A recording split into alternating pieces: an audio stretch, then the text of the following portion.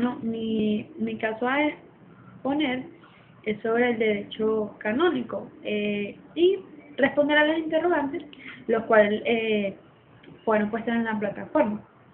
La primera fue, eh, ¿cómo se entiende el derecho procesal canónico? Bueno, según la doctrina, el derecho procesal canónico, el cual, como es conocido, hunde sus raíces en la tradición jurídica romana. O sea, viene desde Roma en su antigüedad. Pues. En virtud a esto, el principio contradictorio se ve que las partes tienen el principal papel en el proceso. Son las partes quienes, en principio, han de impulsar el proceso y proponer las pruebas pertenecientes, contestar a los argumentos de las demás partes y presentar los escritos necesarios.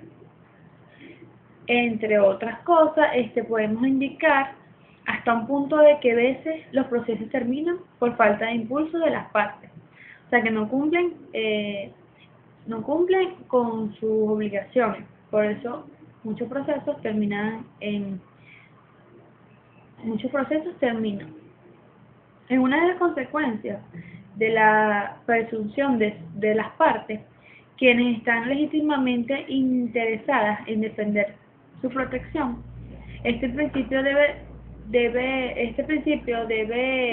desde luego, la aplicación de la flexibilidad y especialmente en las causas que afecten el bien público, en las que se den excepciones al principio de contradictorio.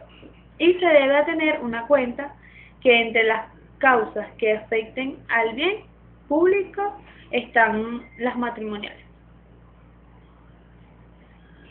Buscando otra o respondiendo otra pregunta que está en la plataforma, nos indica de dónde sale la etimología del matrimonio.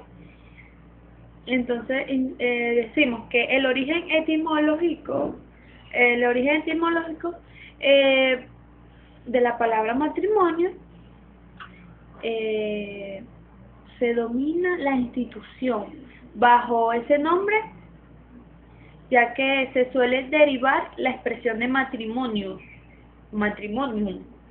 proveniente de dos palabras en latín. La primera, matris, que significa madre, y la segunda, munium, que significa gravamen o cuidado. Viniéndose a significar cuidado de la madre por el marido y padre, en tanto se consideraba que la madre era la que contribuía más a la formación y crianza de los hijos. Otra posible derivación que proviene del matrimonium significa la idea de defensa y protección de la madre, implicada en la obligación del hombre hacia las madres y a sus hijos. Esto viene un ejemplo es el matrimonio, como sabemos, que equivalente, antes la madre siempre se quedaba a cuidar a sus hijos y el padre era el que iba y cumplía con sus obligaciones como económicas, culturales y sociales.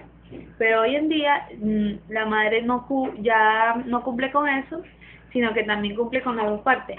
El hijo cuida a sus hijos y también sale a buscar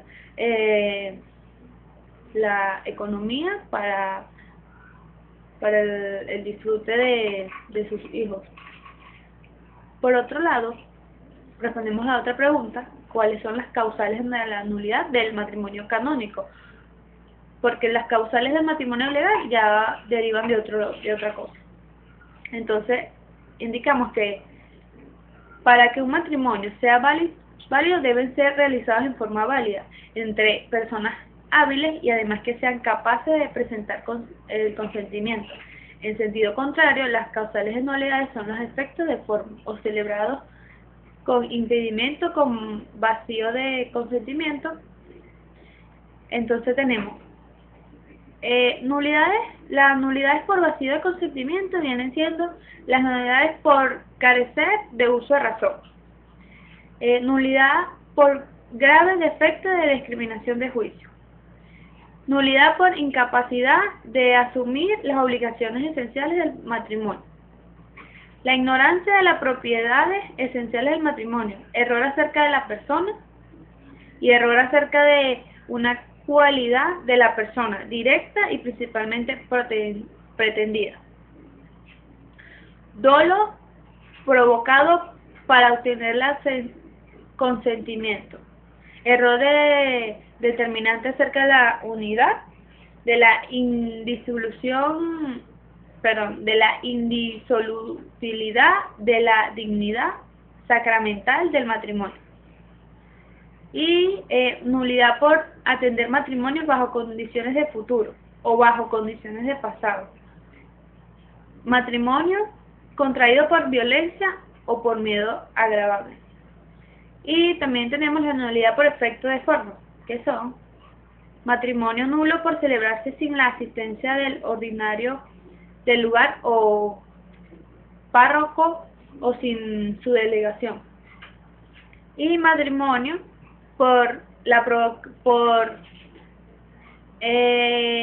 cuando hablamos de otra nulidad, es el matrimonio por procurador nulo o por vacío de mando.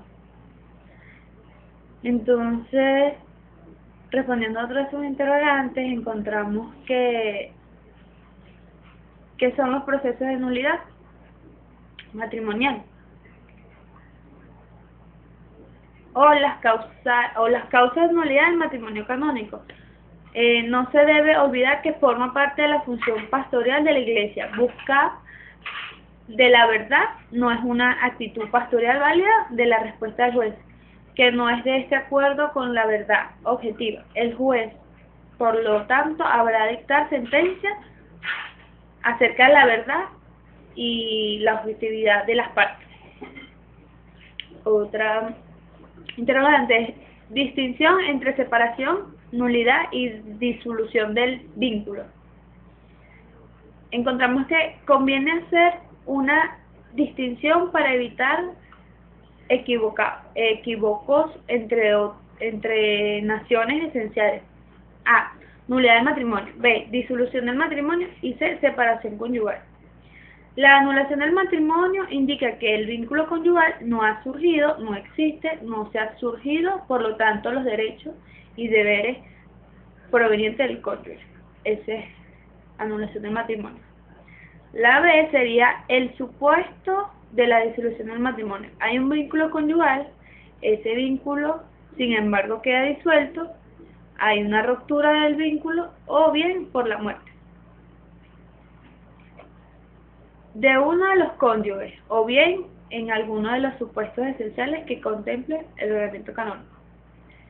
La C, la separación conyugal, también supone que existe el vínculo conyugal, aunque se produce una suspensión de los derechos y deberes conyugales, sin ruptura del vínculo, es decir, permaneciendo el vínculo conyugal. Otras interrogantes es el fuero competente en las causales de nulidad del matrimonio canónico. El proceso de nulidad del matrimonio se encuentra en los derechos canónicos. Dentro de los procesos esenciales son causas en los que hay que considerar algunas características esenciales. Entre estas se encuentra el foro o tribunal competente para juzgar. Como toda demanda, como todo tribunal, se distribuye y se organiza. Según el canon 1963, para las causas de anulidad del matrimonio no reservadas de la sede apostólica son competentes el tribunal del lugar en que se celebra el matrimonio, y el tribunal del lugar en que se demandó tiene su domicilio o causa de domicilio. 3. El tribunal del lugar que tiene su domicilio la parte actora, con tal de que las ambas partes residen en el territorio de la misma confederación episcopal y de su consentimiento vicario judicial del domicilio de la parte demandada. 4 sería el tribunal del lugar en que los hechos sean recoger mayor parte de las pruebas con tal de que lo consienta el vicario judicial. y a su vez se expresa que aparece estos términos. Sería: para las causales de nulidad de matrimonio no reservadas a la sede apostólica o a ellas abocadas, son competentes la primera instancia del tribunal del lugar que se celebró el matrimonio como el anterior, el tribunal del lugar en que se demandó y tiene su domicilio o cuasi domicilio, y el tribunal del lugar en que tiene domicilio parte actora, como tal que ambas partes residen en el mismo territorio de la misma conferencia episcopal, y el tribunal del lugar que de hecho se han recoger de mayor parte de las pruebas, como tal que lo consienta el mismo vícaro judicial. Podemos incrementar un ejemplo que fue solicitado, el cual podemos decir que el día 8 de junio del 2015 el señor Alexis Pérez contrajo matrimonio canónico pues en la iglesia con Andrea Zamora en la iglesia catedral de Barquisimeto, pero Andrea Zamora indica que la anula en su matrimonio, ya que bajo amenaza de muerte tuvo que casarse con Alexis Pérez. Esta no quería, pero una amenaza tuvo que aceptar, fue para la iglesia, se realizó el matrimonio y ahora, días después, acude a un tribunal eclesiástico, le indica por qué se casó y esto toma en cuenta la nulidad, según lo dispuesto en la ley, que el matrimonio contraído por violencia o por miedo grave, según el canon 1103, es considerado causales de la anulación del matrimonio. Así que pasa por los tribunales eclesiásticos y luego de hablar con las dos partes y probar las pruebas, se prueba lo que decía la señora Andrea Zamora y se indica y se da la anulación del matrimonio. Leyendo este tema no sabía que la iglesia podía anular un matrimonio. Según la esposa, tiene una teoría que dice que no se pueden anular matrimonios, sino que hasta la muerte nos separe. Mucha gente pensaba eso y piensa hasta que uno lee, indaga y se ve que no es así. Por lo tanto, fue un gran aprendizaje y hay causales de anulación del matrimonio muy graves y otras no tan graves. Pero eso se encarga del tribunal eclesiástico de indicar cuáles son estas graves y si se considera anulación grave. Bueno, esta fue toda mi exposición, espero que les gustó. Gracias.